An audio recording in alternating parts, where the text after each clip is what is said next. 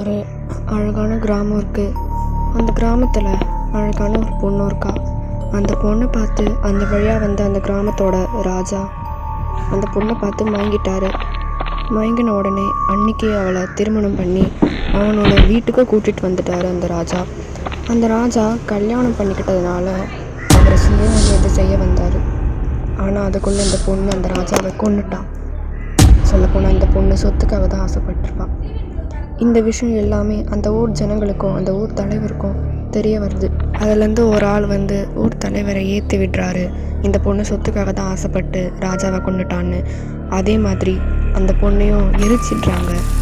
அந்த பொண்ணு இப்போ சாம்பலாக கிடக்குறான். அந்த பொண்ணுக்கு ஒரு அண்ணன் இருக்கான். அவன் ஒரு சரியான மந்திரவாதி. இந்த பொண்ணுக்கும் மந்திரம் கற்றுக் கொடுக்குறான். இந்த பொண்ணை இப்போது உயிரோடு தான் இருக்கிறான். ஆனால் அவள் பேயாக தான் நிற்கிறான்.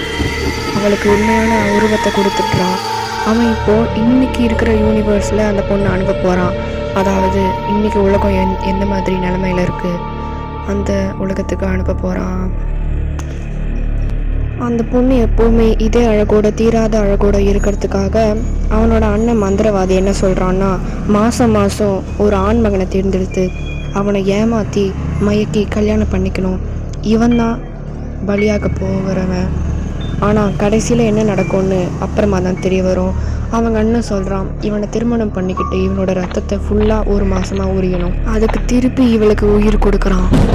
அதாவது பேய் ரூபத்திலேயே அவளை இன்னொரு உலகத்துக்கு அனுப்புவான். அந்த உலகத்தில் என்ன நடக்கும்னு பொறுத்திருந்து பார்ப்போம்.